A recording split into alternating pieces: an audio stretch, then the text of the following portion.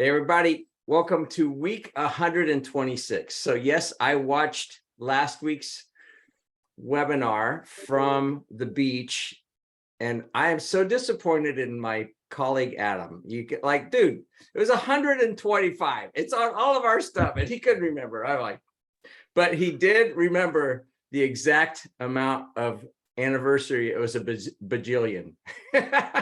I do. In our defense, though, I will say that there was a comment that was incorrect. So I was second guessing myself because I knew that was the number because I put it in my LinkedIn send outs as well. But then so there was a confusion in the background in our defense.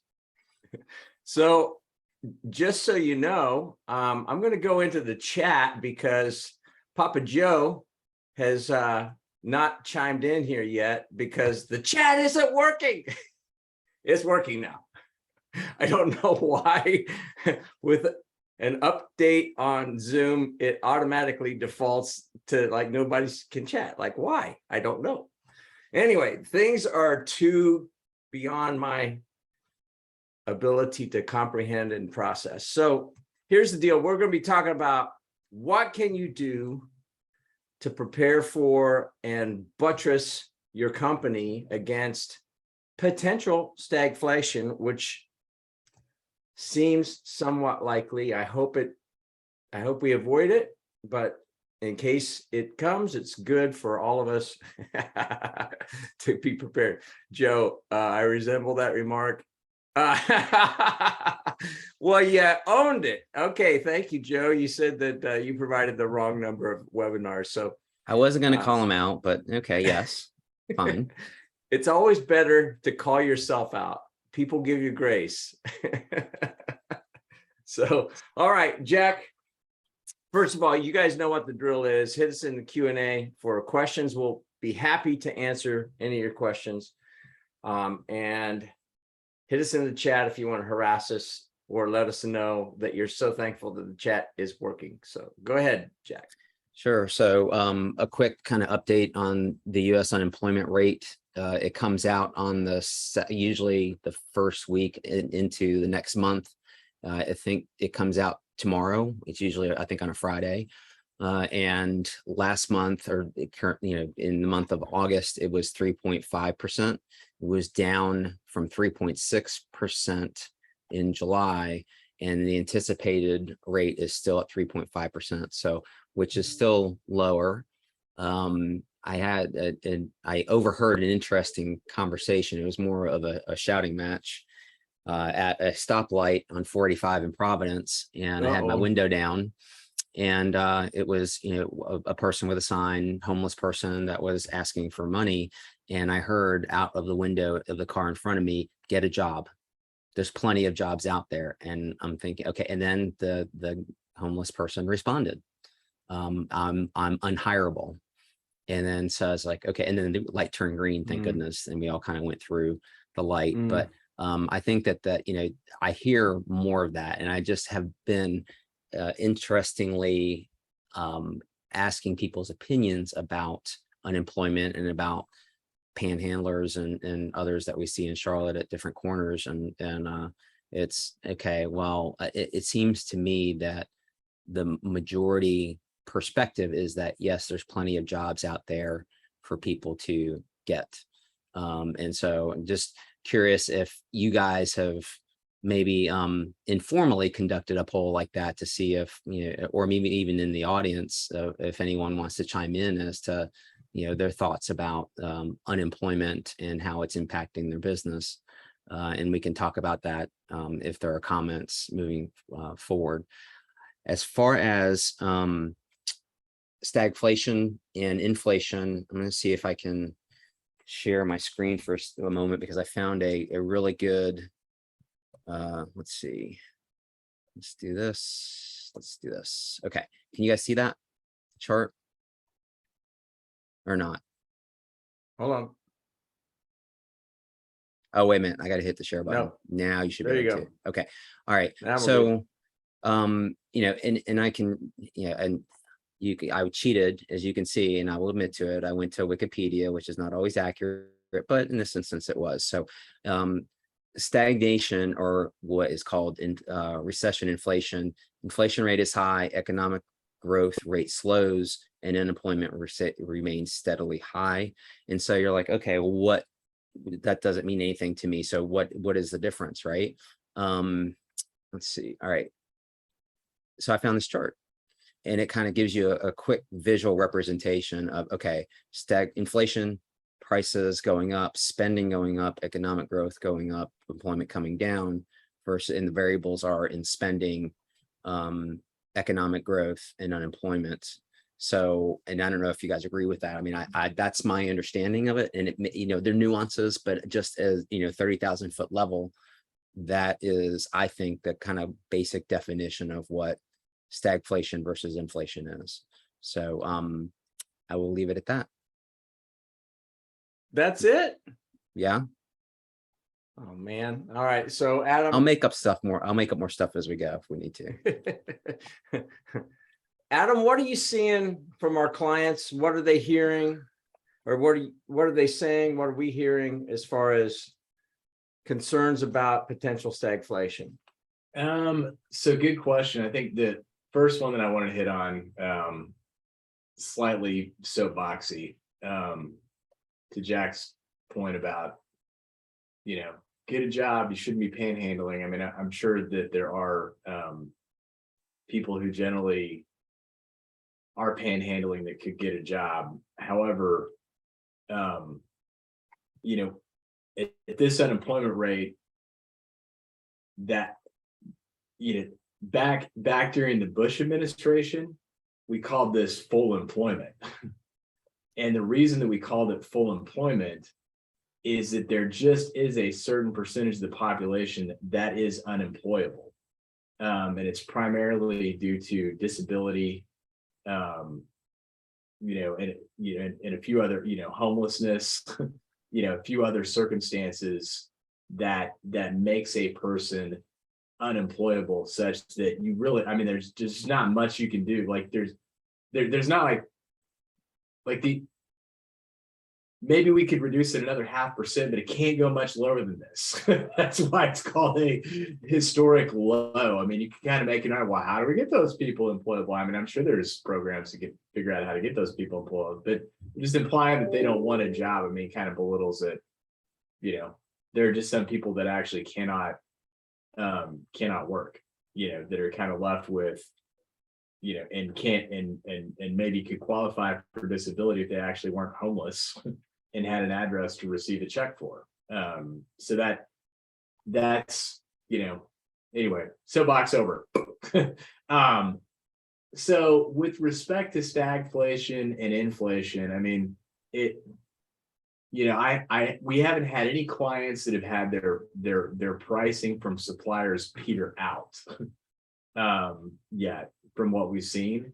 And we've started to get, you know, a lot of our clients are still getting some pushback in terms of price increases that they've tried to push forward. So they've kind of gotten it for both ends from that standpoint. I'd also say in terms of, you know, recession proofing, the thing that I've really heard a little bit about this week is that, you know, generally we haven't had too many clients that have seen much of a reduction yet in terms of what you would expect to see, like, hey, lower backlog, lower orders coming in, stuff like that. You know, I did hear for the first time yesterday, commercial construction, little bit of a slowdown in terms of some of our specialty subcontractors who are being asked to bid on stuff. And then, so that would be an indicator just of people thinking through office demand, you know, potentially for the future. But it's hard to say, is that a recession or is that just forecast of less office demand? Because I mean, we're also, I think in Charlotte, I don't know what the vacancy rate is right now, but I suspect we're also at historically low vacancy rates in Charlotte still again too. So that was one piece. I think the only other thing that I'd heard on the recession proofing would also, you know, kind of hits to stagflation and inflation, and hey, I need to figure out how to make up this money somehow, is that, you know, we've had a few clients that have had customer concentration risk, meaning like, which by definition is any one customer accounts for greater than about 20-25% of your overall revenue.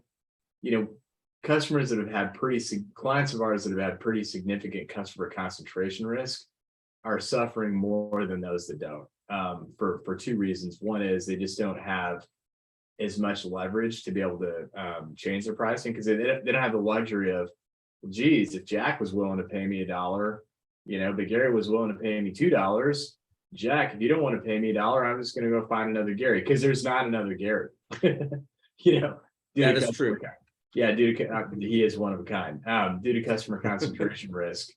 And then also at the same time, is especially if they're big, Fortune 500 type companies, and they're also preparing themselves and starting to look at their own supply chain and how can we start eking out costs, relationships that some people, even though they don't see a downturn in spending, they're not as secure in their relationship as they might have once believed that they were. So I think we talked about in a couple webinars ago, making sure that you feel pretty solid in your customer relationships, not by like, hey, I pour myself a glass of scotch and rationalize that I'm secure. I'm talking like actually getting out there and empirically finding out that you're secure by having some specific, direct, possibly awkward and painful conversations, that you're secure, is something that I would be focused on. Can I give some free legal advice? Yeah, Would please. that be okay? All right, good. So in relationship to kind of recession proofing your business, what we're seeing is people are becoming a little less patient. I don't want to say impatient, because I think that their patience level in otherwise enforcing the certain contracts to the letter that is in the contracts is decreasing, meaning essentially in two ways. So landlord-tenant relationships, you are entering into a new lease or you're extending the lease.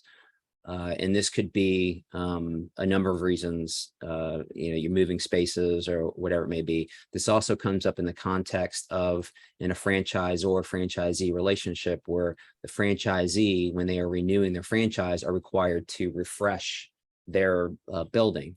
And there's certain requirements in relation to that. In those contracts, it's very specific. So you have in a lease, you shall, you need to be open after a certain period of time. And many times you will get tenant improvement allowance or maybe waiver of rent for a certain period of time. And then add on top of that delays, construction delays, material delays or labor delays that, as I said, there was more patience for that during COVID. And as we're coming out of that, there's not so much. And so a better drafting of documents is to include those things, that include provisions for those sometimes eventualities are just going to happen, and providing for delays like that in the contract so that it doesn't hurt you as the contracting party, whether you're the tenant, you're the franchisee, you are the supplier, you are the recipient of supplies. And so there are a couple ways of doing that depending on which side you're on.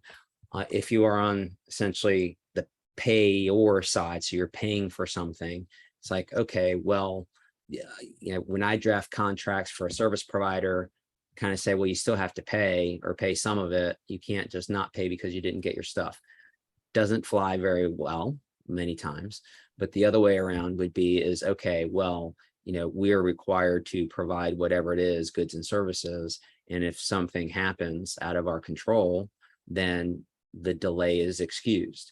Now, some people try to use the force majeure provisions in their documents for that purpose. We've seen how that has been unsuccessful during COVID, and I think would be even more less successful. So even less successful that in this day and age, because of the fact that we know when we have seen the impact of COVID, supply chain, everything else. So force majeure is really geared towards the unknown, an unknown force that happens that causes a delay, unbeknownst or unexpectedly. And you have categories of stuff, acts of God, riots, war, etc., that you just don't know if that's going to happen or not. I think that you need to be very careful in drafting those documents if you want to memorialize that it's okay if there is a delay, regardless of what side you're on. And more importantly, what are the consequences of that? Add on top of that, you should have an endpoint. So if you say, okay, the delay is excused, well, at some point you got to say, look, I can't hold on any longer. I got to go.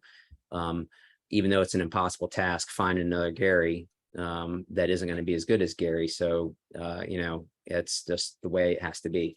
So I was thinking about that as we were talking about, recession proofing and things that have evolved over the course of time, and things that I'm doing in contracts for our clients to try to protect them from these delays that are seemingly no longer excused as easily between the parties.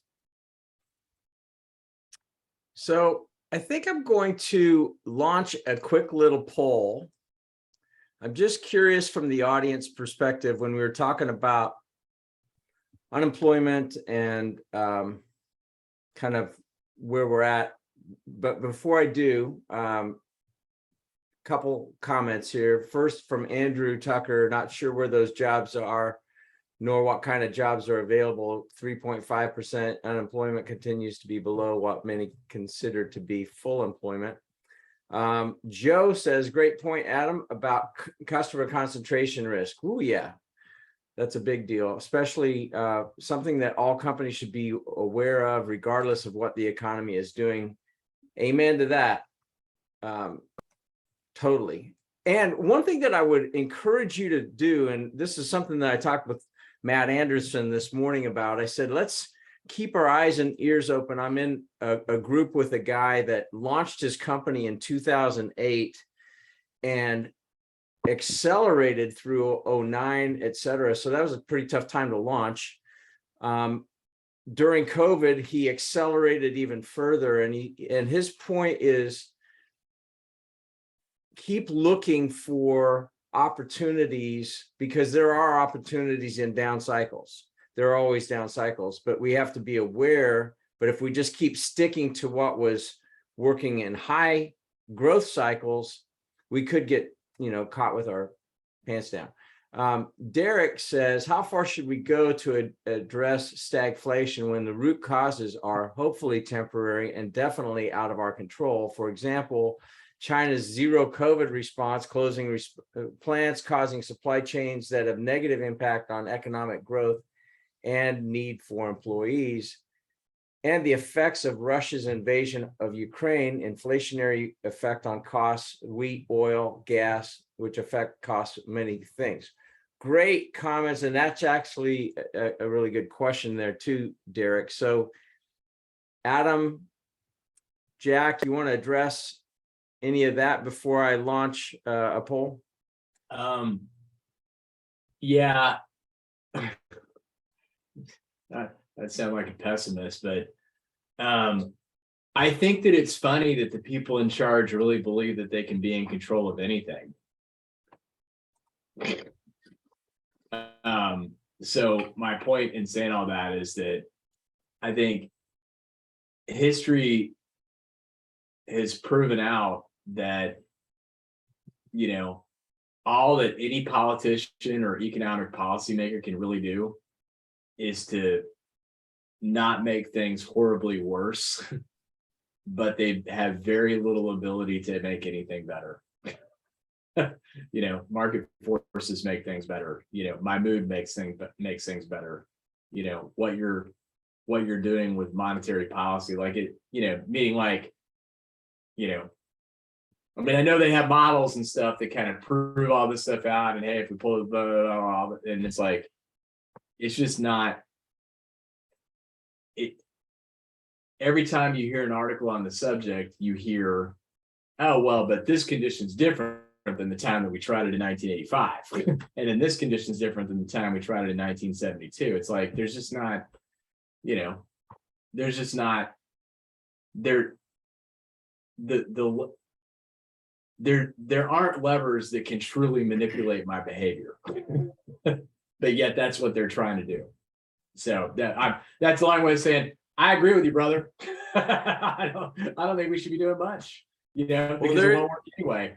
But there are things that we can do. And first of all, we do have control over two things. And I heard this from my swimming coach in high school when I was bemoaning the fact that my neighbor and best friend was blowing past. He medaled at state and I didn't my junior year. And he was a screw off, and I was disciplined. I was doing everything right. And she said, Fry, there are two things that you can control: your attitude and your effort. Did you give it your all? Yes. And I gave her my list. She goes, then you have to find solace in that. That is your profound. Attitude and your effort. So there are things that we can do. And there are things that I'm actually going to reference an article that I will post in the chat for y'all from NetSuite. It's actually really good. But I'm going to launch this post or this poll first. So I've just launched on the hiring front. What is your company's situation? We're still looking for qualified talent. We're cooling our heels on hiring. We're preparing to thin our ranks. We're already laying off people. Please answer. Oh, we got some good participation. Keep rocking and rolling. So, got a couple people that are cooling their heels on the talent. Many are still looking. Very interesting. Nobody's already laying off people. It's funny because Matt Anderson and I were talking about this morning.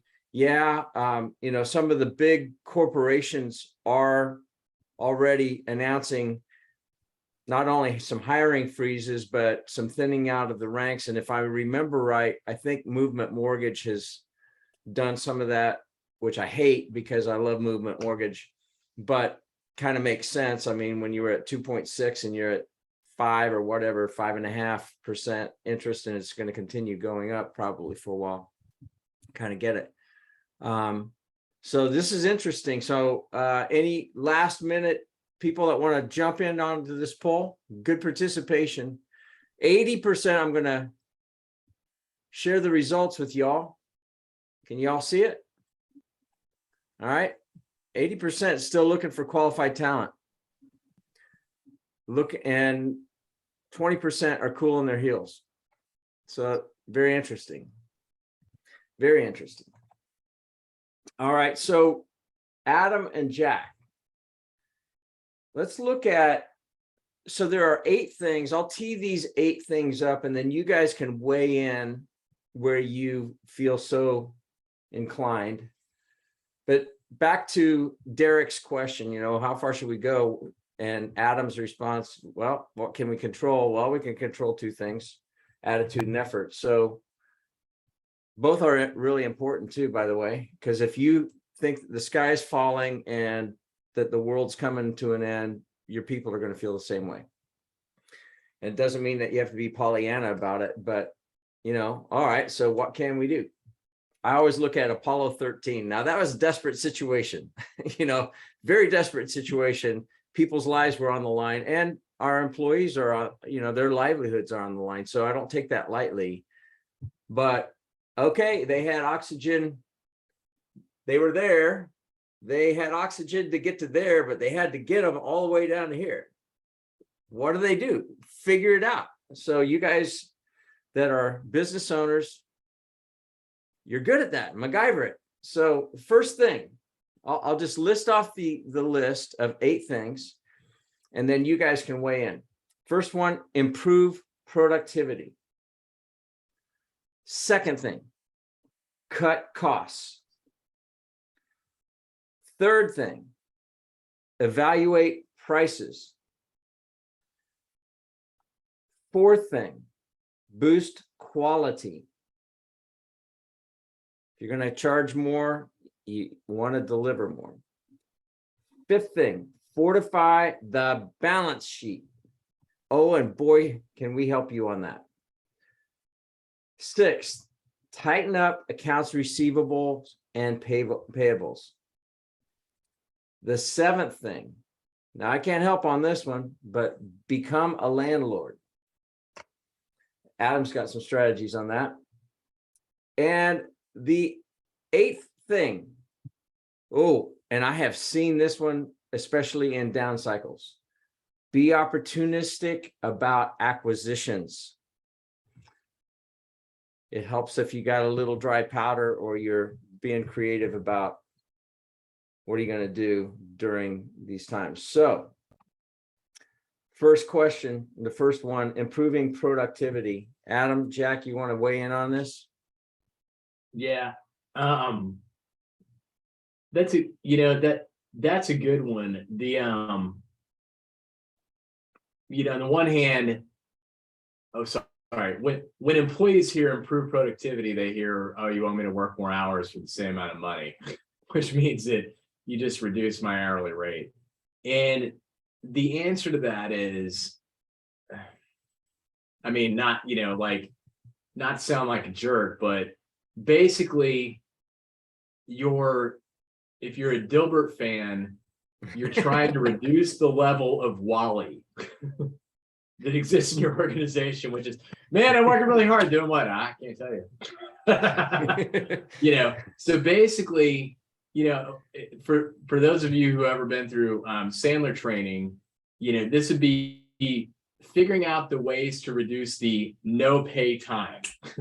Like what's the amount, like, in other words, people accept the fact people probably aren't going to work more hours, instead you're trying to reduce the amount of stupid time, that exists, while still acknowledging that people still need, a mental health or a mental break from things. People still have to go to the bathroom. They have to have lunch, all that kind of stuff. But, you're basically just trying to say, okay, how do we reduce the wasted time? In a white collar situation, that'd be like, look, guys, let's be honest. How much you guys really surf on the internet? Could we maybe limit that to like 10 minutes an hour, instead of 30 minutes on the hour? In a blue collar environment, can we eliminate, the 30-minute conversation hanging out while you're pouring a cup of coffee and maybe bring it down to like 10 minutes, or you're looking at like setup, things you can do to change the setup and stuff like that, so people aren't having to walk as far and all that kind of stuff. So that's what I feel about with the efficiency. And really, what's the ultimate way to decide, is a room for improvement or not? At the end of the day, it's if labor versus labor cost versus gross profit. If that ratio has historically been better than it is today, it means that you've got an inefficiency problem. If it's historically at its all-time high, meaning you're more efficient than you were 5 years ago, meaning you're producing more gross profit with less labor, then just set a target. What would it take to get it to be 15% better than it is today? That's the way that I would analyze efficiency. And you ultimately got to look at it, it's like kind of by each job, position that you have. How could you be more efficient in what you do so that you eliminate, the stupid stuff? I'll give you an example from BGW world. When we bought our Hendersonville office, and this great people that were just doing what they've been trained to do. A corporate income tax return requires that you report income on maybe 12 lines. So when people ask me, well, how much detail do I need in my P&L? My answer is, well, as much as makes sense to you as the owner of the company, because I only need it in 12 lines. This firm that we acquired, because their former owner so believed in the good quality information and decision making, and you've got to have a great set of books with the ultimate level of detail, was taking a client set of books the client wasn't even looking at and breaking out telephone expenses into landline expenses and cell phone expenses, not at the request of the client, but simply to provide more detail. that was one of the first things that I said, stop doing that. That's stupid. We're not doing that anymore. You know, another thing that they were doing is when Gary went to bring over his drop off his tax information, he was required to sit down for a 15-minute review of it. I said, stop doing that. I haven't done that since 2007 and haven't had any problems. Why don't you ask Gary if he needed to sit down? So I started asking Gary if he needed to sit down. Lo and behold, you know, they went from everybody got to sit down to only about 5% of the population said no. I've always thought that sit down was a waste of time. I'll just give you my stuff. I know you'll ask me questions. Like, I don't need to sit there and watch you go through it in front of me. But yet if I ask them without getting into the details, you know, hey man, can we get more efficient here? Like, what, I just feel like we could be more efficient. They would say, no, there's no way. We're already too busy. We need more people. All right. So here are my thoughts on that. I want to go back for a moment and the comment that Adam made about you know, what politicians or anyone else can predict. Had an interesting analogy I heard there, and some of you may recall that there were these machines that were created that you launch a metal ball up around the top of it and it comes down, you push these buttons and they have these little flippers that are called pinball machines. And the analogy was that the you know, as you hit the ball, the paddles hit the ball, you make a certain assumption as to what's going to happen, its trajectory, and then the physics of it, which is the action versus reaction, depending on the type of bumper and how bumpy it is and which direction it's going to go to. And so many times you can predict that, but you may not be able to predict it exactly. So the analogy was that all of us do this, but politicians in particular, because we're talking about that, is that when they debate, when they promulgate bills into law, etc., they are trying to predict what, well, first of all, from their perspective of what has happened and what needs to be fixed, and then how they're going to fix it. So they're trying to predict that trajectory, and you know, a lot of times miss the mark. And so, you know, it is a matter of, and then, you know, because of the new trajectory, it goes in a different direction, and then so it's constantly adjusting. So that's why it's, you know, to answer that question, how far should you go to address it? It really becomes very subjective, because you need to analyze how hard you're going to hit that ball, at what point you're going to let the ball come down to the paddle, and where you're going to hit it on the paddle, kind of thing, to continue extending the analogy. So when I look at the, you know, the list of things you provided, Gary, and we were talking about improved productivity, I think that, well, take a step back from there. I think through the past 18-24 months, a lot of us business owners have done a lot of these things already. So for example, number 2, cut costs. I think that hopefully we're at a point where businesses are running pretty lean, and in fact, maybe going in the other direction and splurging a little bit on some things, but possibly, maybe not as much because of inflation. But I think that, you know, so cutting costs, some of these other things may have already occurred, but as far as improving productivity, I think there are opportunities there. And linking that to the last thing you said, which is be opportunistic with, you know, acquisitions. And I think that that goes back into kind of the productivity as well. The example for us is over the course of time, well, I'll talk about me. So I used to do timesheets on a piece of paper. I would write the client name. I mean, it was structured. It had boxes and columns and everything else. And, you know, okay, client name, what you did, and how much time you spent.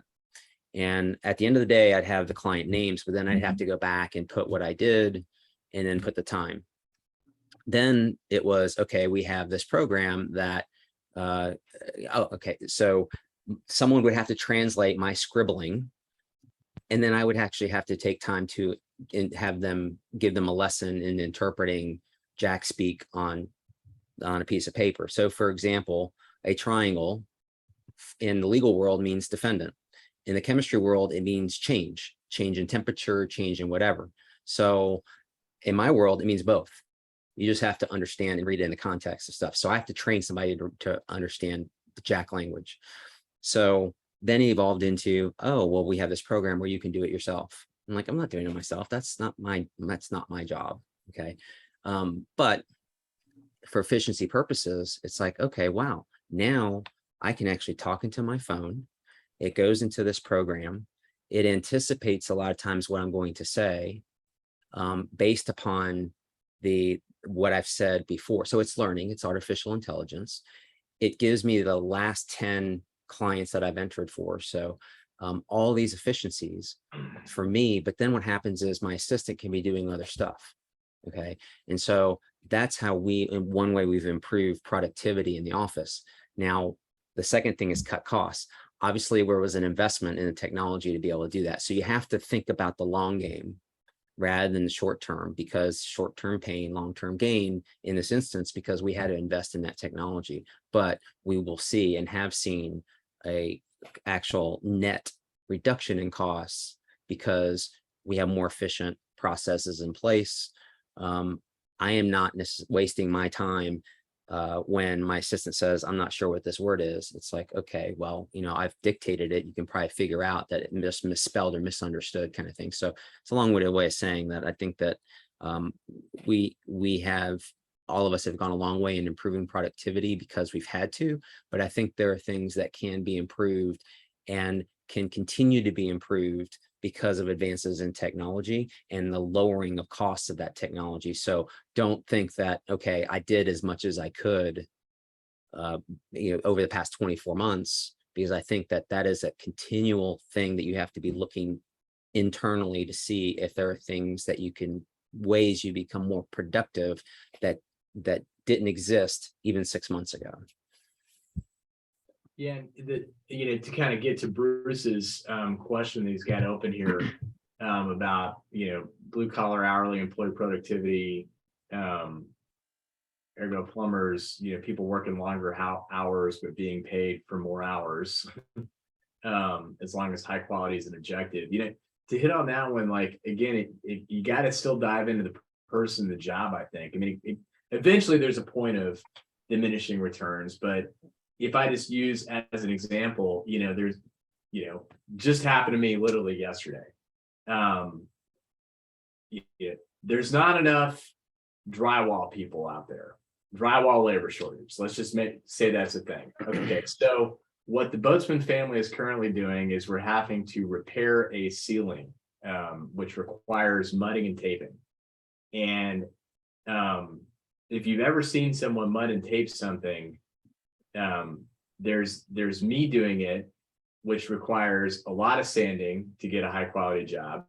And then there's my wife doing it, who is an amazing mud and taper and can not sand, literally just no sanding required, just paint over that shit. You're ready to go. You can kind of guess which one takes more time. So it's so I mean, I think what we've seen is that even in the blue collar environment, people just assume that people kind of know what they're doing and do training really around the margins and stuff. Where, and I'll, an example of that was one of our clients who bought grading, built their own training center. And it really was born out of a couple different things, but one of the things was they were going out to job sites that got these huge, dozers that have to fill the front end buckets with dirt. And they found that people who had years of experience operating dozers didn't actually know how to fill a bucket to its capacity. But you multiply that over and over and over and over and over and over and over again, you can sort of get to how much time it takes, how much diesel cost it takes, all that stuff, just because 50% of the crew couldn't fill a bucket to capacity. They knew how to drive the dozer, knew what they're doing, knew how to do cut, but didn't know how to fill a bucket to capacity. So that, that's why they open up their own training centers. So as I said, I wouldn't take anything for granted on the efficiency piece. Yeah, that's a great point. Hoopa, their training center is amazing. but I love the ingenuity that all of us possess if we tap it. It's true. We all have it. And if you don't feel like you have it, go down to the front line and tap it down there because they get it. So shout out to this book, The 80-20 Principle. Thank you, Adam Boatsman. Thank you for a vacation last week where I could read it, and I've got it dog-eared and noted throughout the whole thing. And Adam and I are going to do a little book review because I've got it just, I've got pages of notes that have hit me. So if anybody has not read this book by Richard Koch, The 80-20 Principle, whew, and it's not just about business and looking for, it is about mindset and it's about things, but it also has application in your personal life too. So shout out to you on that one, Adam. Let's keep rolling into the next couple questions. Any of them strike your fancy?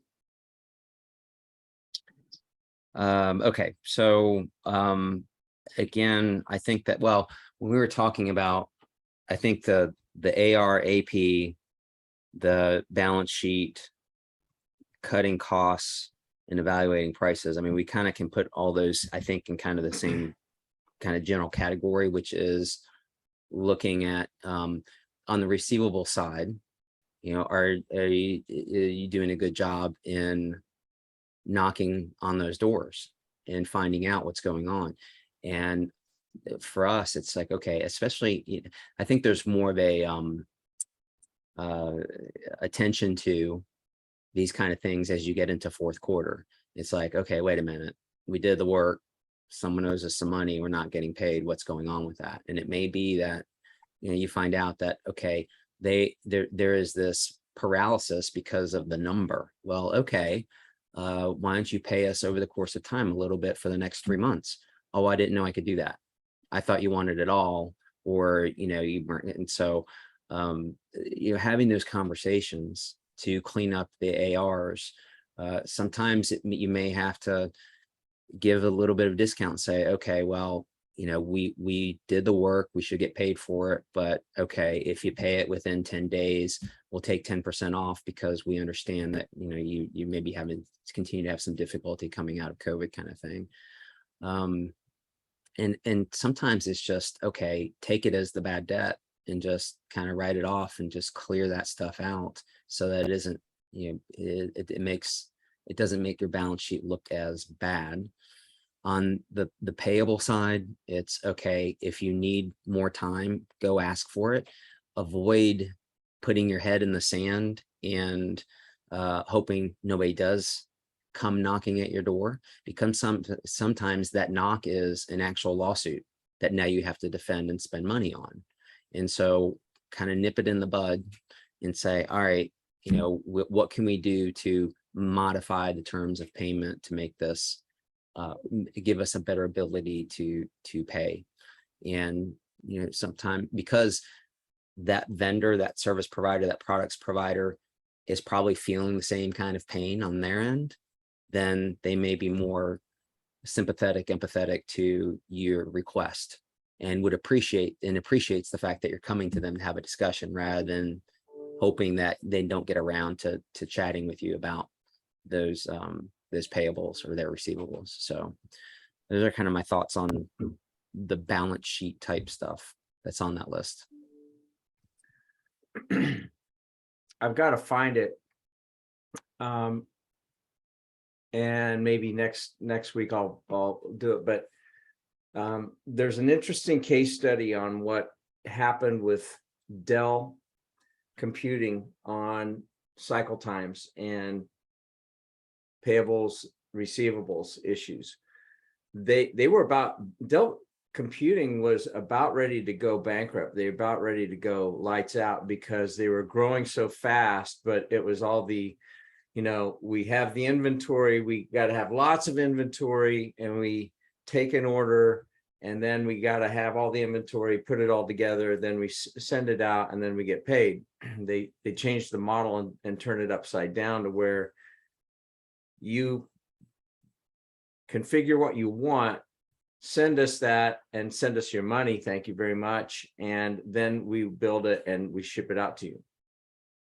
And the cycle time for payment was dramatic, and it changed, you know, on a dime. And what I would say is look for, and Costco is another interesting example where they were struggling too, because they were so capital intensive in building a warehouse and all that kind of stuff. Well, their membership model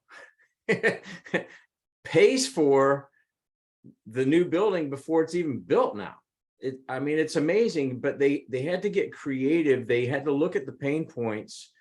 And that's what I would encourage you to do in any of this stuff. And if you feel overwhelmed as the leader, go to your team and let them be part of the Apollo 13 crew figuring it out, and make sure they bring duct tape. So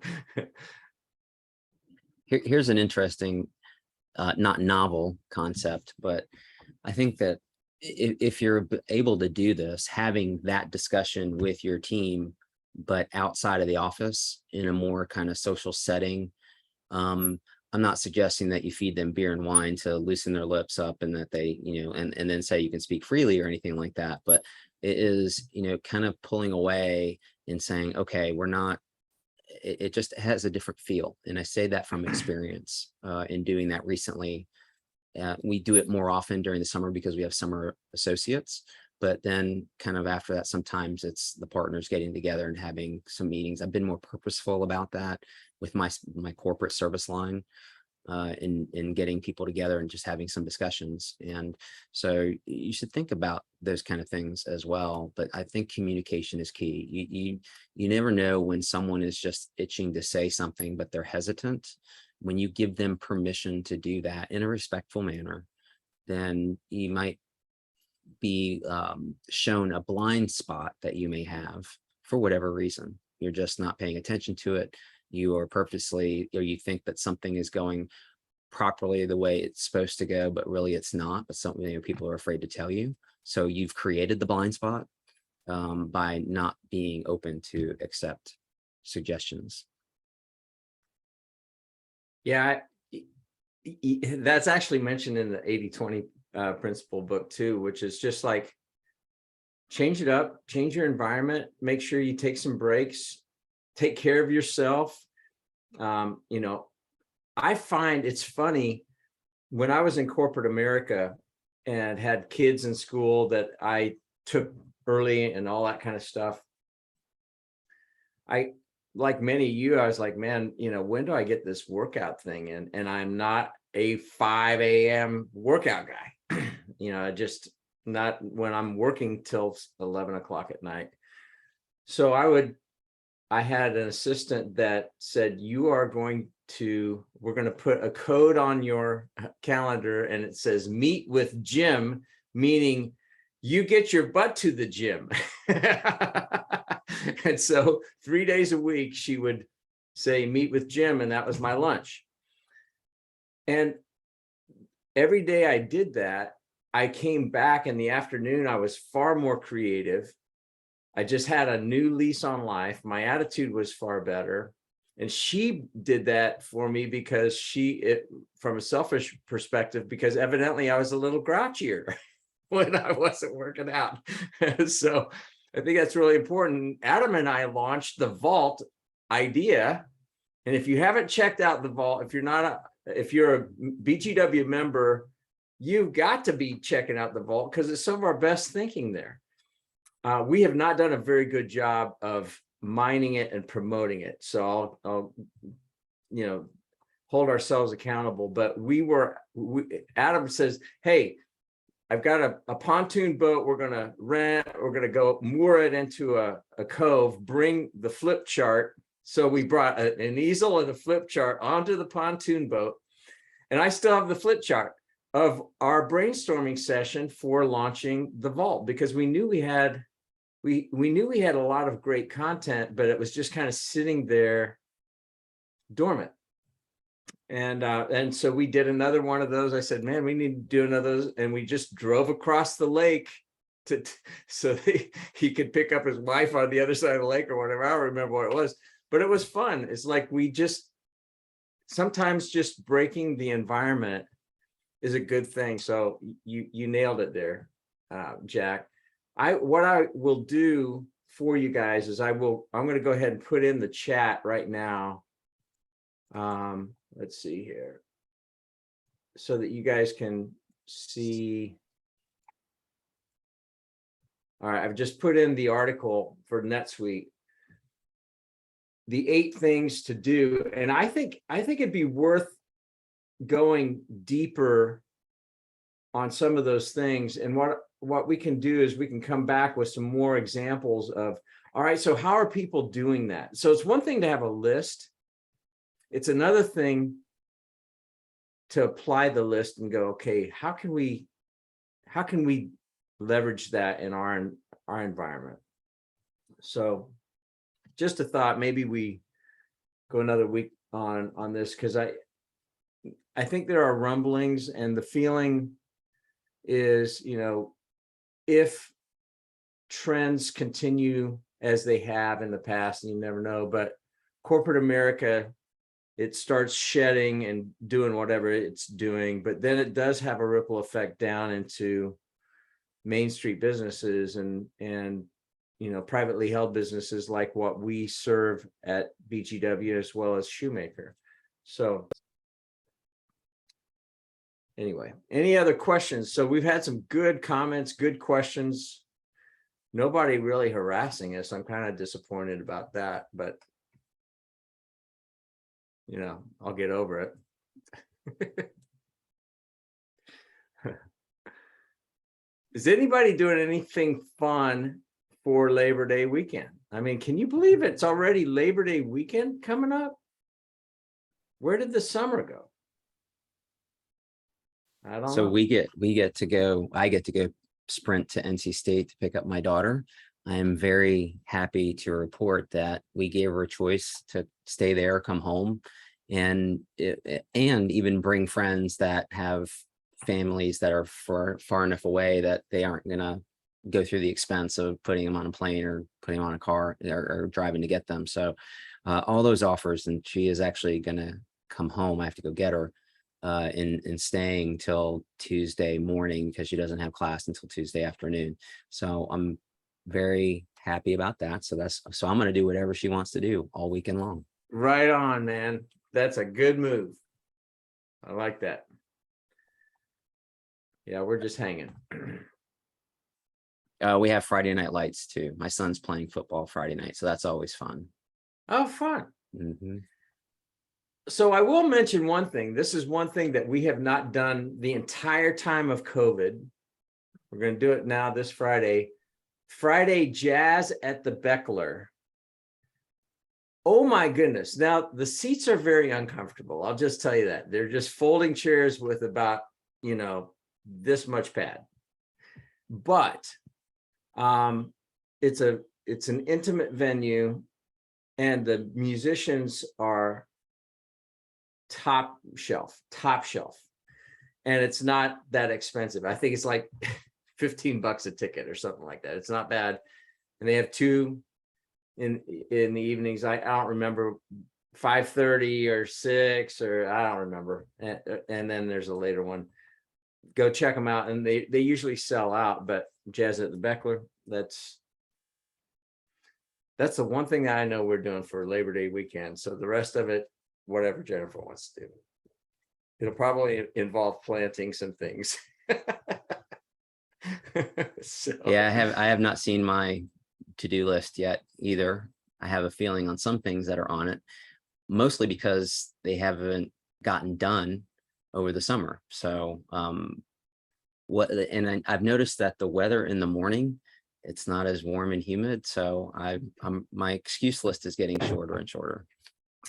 This morning it was heavenly. I was out on the front porch at like 6:30 this morning, and it was, I think, 63 or 65, something like that. It was just, it's gorgeous. Beautiful day. Oh, and so Joe, He is harassing you on the chat. How many guys is she bringing back from state? Oh gosh. Yeah, I guess I should have asked gender. I did not. Yeah, See, I'm a rookie freshman parent, so I need all Yeah. the help I can get. So make sure the yeah, shotgun's loaded. yeah, I better Just ask that. saying. Although I will say that for those of us that are in the electronic age as parents, high school kids and college kids, I gave her the option of basically disconnecting off of Life 360, and she chose not to. And I promised her, I said, I'm not gonna, stalk you and see that you're out if you want to be late at night. But the third or fourth night she was there, I get an alert at like 11:45 p.m. that she has 10% battery left, only 10% battery left. Oh, And so I'm like, okay, having a dilemma. And so I texted her and I assured her that I was not, that the phone alerted me. I was not watching the phone, and that charge your battery. And I know that you're at your friend's house down the road, or your friend's dorm down the road, but I'm pretty sure that she has a charger. So plug the phone in before you walk after midnight back to your dorm. yeah. And she's like, yeah. And she said, yes, Dad. And I can see the eyes rolling. Hmm. But I don't think she'll do that again. And part of it's my fault though, because I was one of those parents that with the older generations of the iPhones, I'm like, all right, you cannot plug it in the middle of the day. You're going to mess up your battery, and then I have to buy you a new phone, which is totally not true anymore. I mean, yeah, it diminishes it, but the old batteries that you couldn't do that to, the rechargeable ones, that's Yeah. long history, but somehow it's like ingrained in their brains. And so at least that's their excuse. So yeah, Old habits charge die your phone hard. often. That's right. Any parting thoughts, Adam? You do anything fun this weekend? Moving my son to SCAD. So there you go. Oh boy. It's Augusta, right? Savannah. No. Savannah. I'm sorry, Savannah. That's what I meant. I was thinking, yes. By the river, sort of ish. Funky Yeah, place. that's right. It's Okay. fun.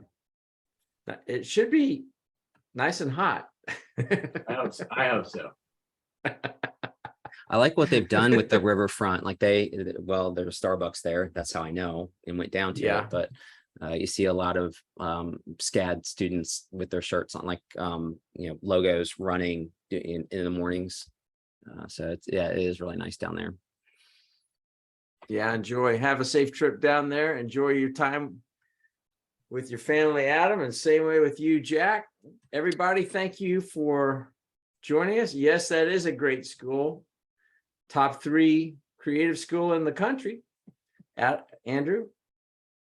Thank you, everybody, for being on here. It's always good to see a lot of friendly names, and we appreciate you being here. And if you have anything that you need in the meantime, hit us up. You can hit me up at gfrey@trustbgw.com. I'm happy to help connect you however we can. And we'll look forward to having you guys here, Lord willing, next Thursday at 11 a.m.